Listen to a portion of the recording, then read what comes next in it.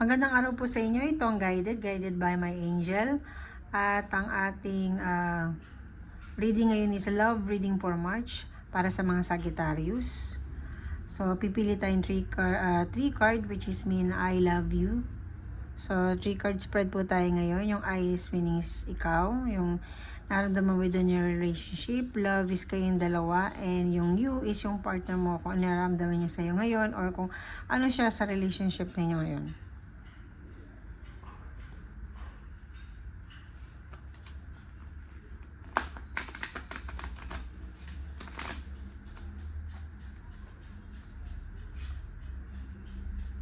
I love you. So, in reverse sila lahat, but meron siyang deeper meaning. Doon tayo. So, ikaw ngayon, something in the past with your relationship na medyo shaky.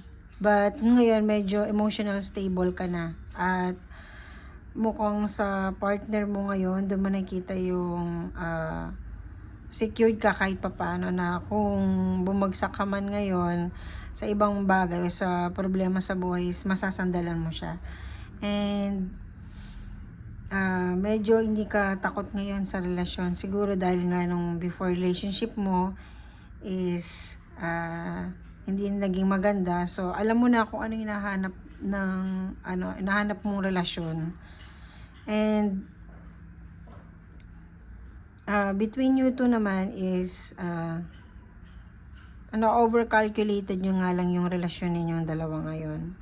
Kumbaga, wala kayong pinaplano masyado ngayong March. Chill-chill lang kayong dalawa ngayong March. At dahil doon is siya mismo is nakapokus siya sa sa pagiging cool niya. At wala muna siyang masyadong gagawing kabisihan. Siguro ibibigay niya muna yung more on attention niya sa iyo ngayon. Dahil kung may naisip siya ng mga pagkukulang niya sa iyo before, mukhang ngayon babawi siya ngayong March. At ayaw naman niya nang dumating ang araw na yung relasyon niya ninyo is mawawala lang ng dahil sa kanya. So meron siyang ganong klaseng takot, kaya gumagawa siya ng paraan ngayon para maging stable yung relationship ninyong dalawa. At siya mismo is binibigay niya yung sarili niya ngayon full-heartedly. Full-heartedly. Tama ba yun?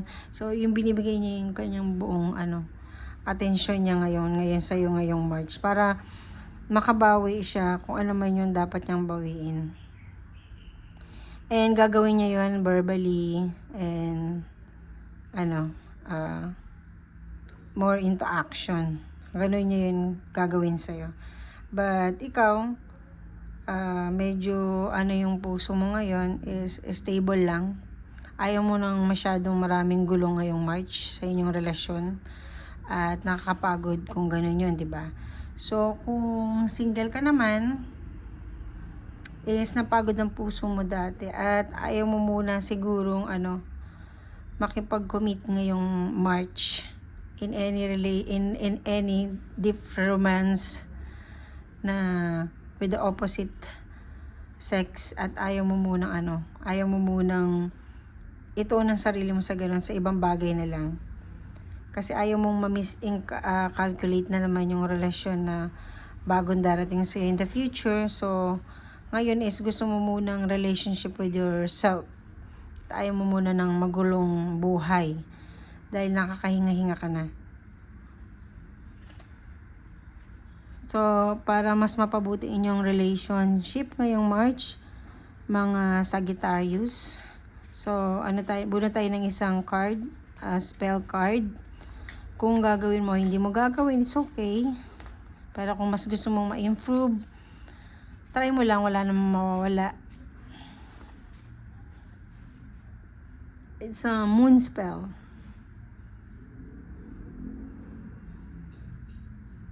So, kung magkakaroon ngayon ng ng lunar eclipse or mismo yung moon ngayon, halimbawa, doon ka mag-chant or mag-wish ng about your relationship. Pag panahon ng full moon, yung kitang-kita mo yung moon, yun yung time na bitawan mo yung spell about sa inyong relationship. Kung single ka naman, doon mo bitawan na sana bigyan ka ng mas maayos na relationship in the future. At kung kayo naman yung with your partner is, yun yung i-chant yung sabi naman maging maayos din yung iyong relationship. Ikaw nang bahala kung paano mo yun ibibitaw ng 3 beses ng parehas na sentences para mas mas mag-vibrate yun kung ano man yung nabanggit mo na yun. Kaya nasabi ko, pwede mong gawin, pwedeng hindi mo rin gawin. But, some cases is, yung pag-chant natin or paggagawa natin ng isang spell more on a positive level, syempre, is mas nagbibigay siya ng mas magandang energy sa atin sa paligid natin. So, sa ngayon, mga Sagittarius, yun lang yung love reading. Wala tayong masyadong conflict and everything. Chill lang kayo ngayon, dalawang mag-partner at enjoy nyo lang yung relationship na meron kayo. Siyempre, give and take lang din lagi yan, di ba?